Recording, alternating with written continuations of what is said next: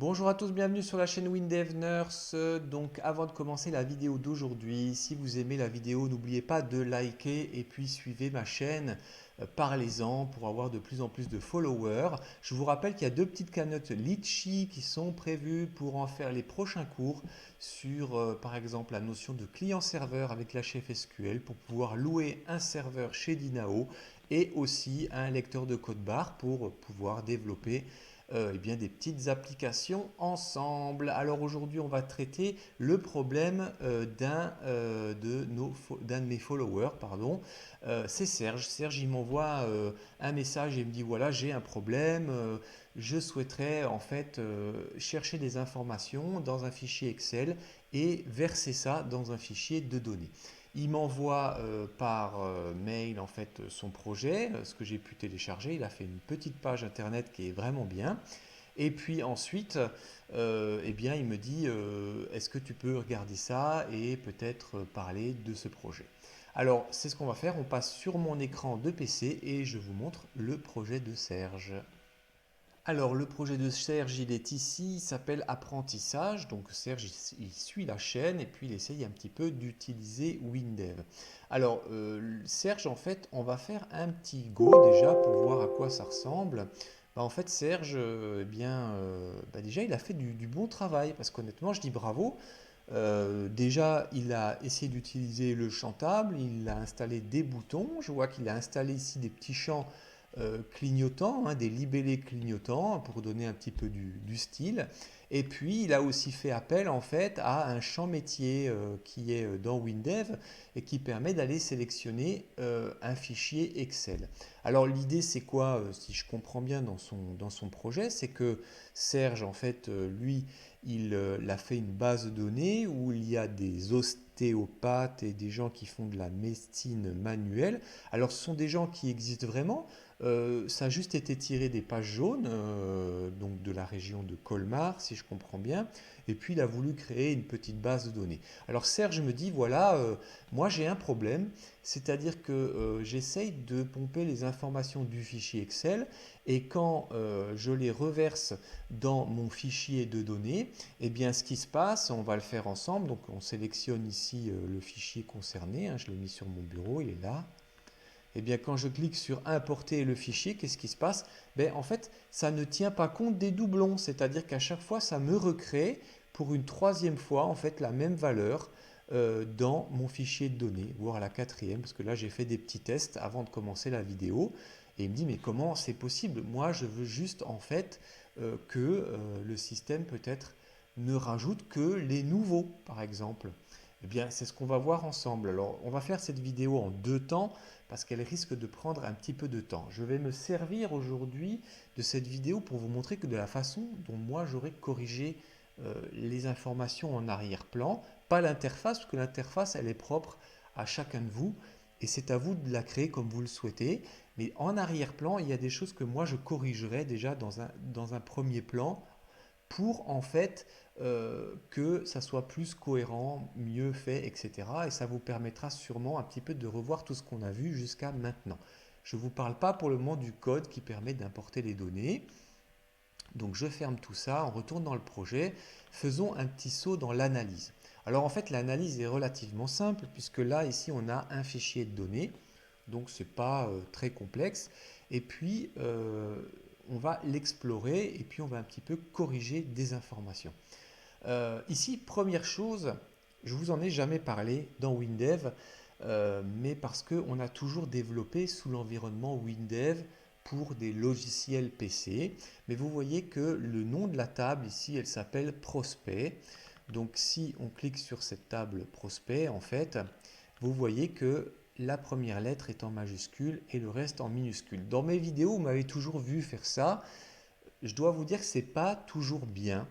Parce que quand vous allez développer, par exemple, sous WinDev et sous WebDev pour les sites internet, le fait d'avoir des fichiers de données avec des lettres en majuscules ne posera pas réellement de problème.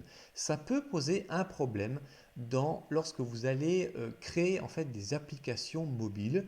Alors, il faut savoir que sous Android, ça ne posera pas de souci, mais par contre, sous iOS, vous risquez d'avoir des problèmes parce que les fichiers de données sous iOS, des tables, qu'on peut aussi appeler comme ça, tables ou fichiers de données, eh bien, ne supportent pas souvent dans l'environnement iOS d'avoir des majuscules.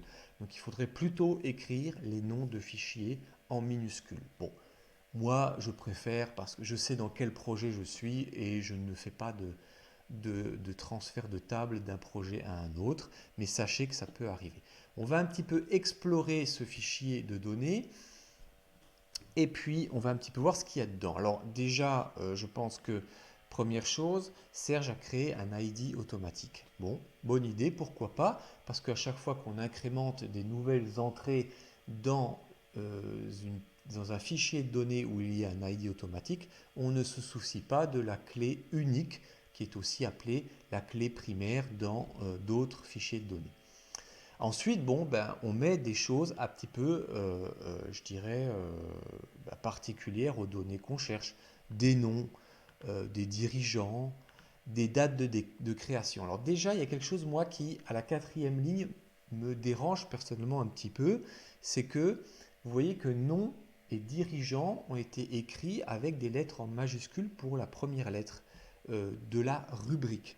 Et tout d'un coup, soudainement, on se retrouve avec une rubrique qui elle est écrite en minuscules et avec des accents. Donc ce que j'ai envie de dire à Serge, c'est pas faux ce que tu as fait, mais c'est vrai qu'il faut que tu essayes encore une fois de te créer ta convention typographique pour ne pas t'emmêler les pinceaux. Alors pourquoi on peut s'emmêler les pinceaux? Parce qu'à partir du moment où vous créez les rubriques, eh bien vous allez les utiliser pour pouvoir incrémenter des données, les modifier ou les supprimer.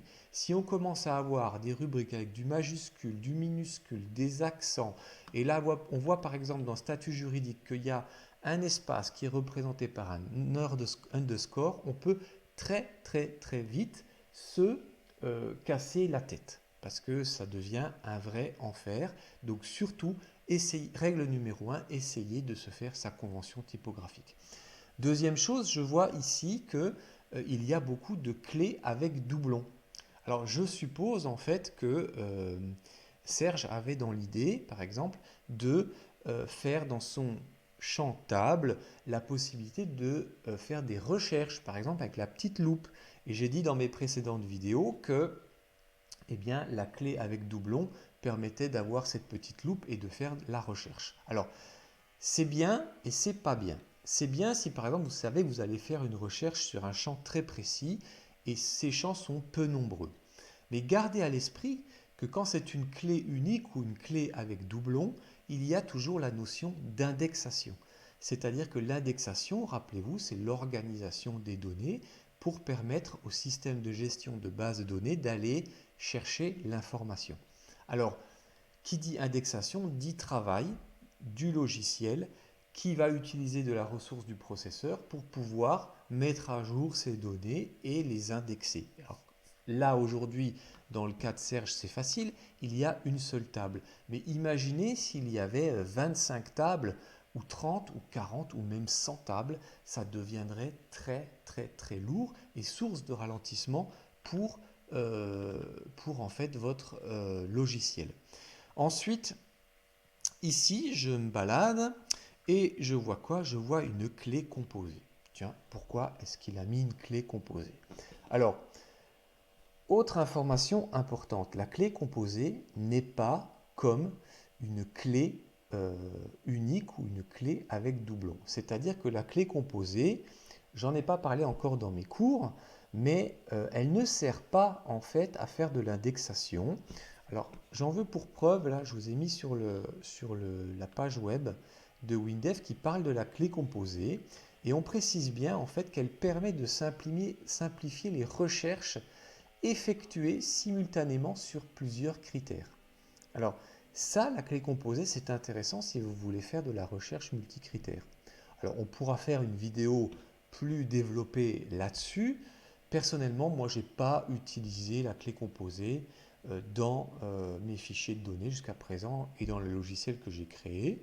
Ça pourrait venir avec le temps, mais j'en vois pas trop l'utilité et j'ai peur un petit peu que Serge ait créé ça en se disant je vais faire une recherche d'informations et là je vais en fait eh bien euh, comment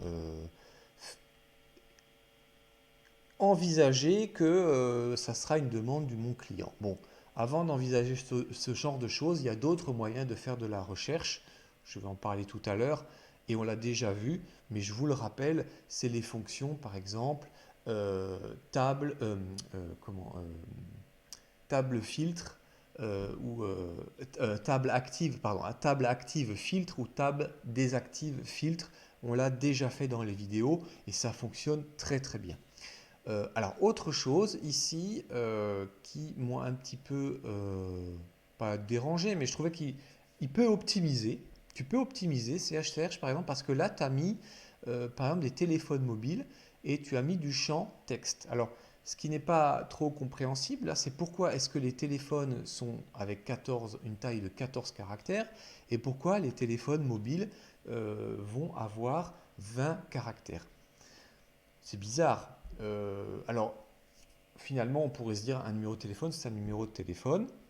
Il faut aussi penser à une chose. Moi, quand j'ai vu ça, je me suis dit, tiens, Colmar, c'est près de l'Allemagne. Il n'est pas impossible qu'un jour, Serge veuille aussi intégrer dans son système les ostéopathes allemands. Sauf que la longueur des numéros de téléphone en Allemagne n'est pas la même que celle qu'en France. Donc, on peut toujours modifier la taille en faisant un update de votre fichier de données, mais pensez quand même à essayer, pareil, de se dire un numéro de téléphone, c'est tant de caractères. S'il y a 4 numéros à enregistrer, eh bien, je leur applique les mêmes règles. Comme ça, quand j'ai à les modifier, eh bien, c'est plus simple. Alors, ensuite, dans l'organisation du fichier de données. Eh bien, vous voyez, là, on part sur des téléphones 1, téléphone 2, du fax, du mobile. Moi, j'aurais tendance, vous voyez, avec la petite flèche à déplacer en mettant, tiens, on groupe les téléphones, on met les fax, on met les emails avec les sites internet. Parce que si j'ai envie de lire avec le WDMap le fichier de données, j'aurai plus de facilité à m'y retrouver. Ensuite, on va un petit peu parler ici de cette notion ID perso. Alors là, j'ai pas trop compris en fait qu'est-ce qu'a voulu faire Serge en créant l'ID perso parce qu'il y a déjà un ID prospect. Alors ça vient peut-être du fait qu'il avait des problèmes pour incrémenter les informations et il avait créé un champ pour faire des tests. Faites quand même attention quand vous créez des champs avec des tests et que finalement vous ne les utilisez plus, ça ne sert à rien de les garder parce que finalement ça va plus vous perturber après qu'autre chose parce que vous aurez peur au bout d'un certain temps de les supprimer parce que vous ne saurez plus à quoi ça correspond. Voilà pour le fichier de données. Alors, on va revenir un petit peu sur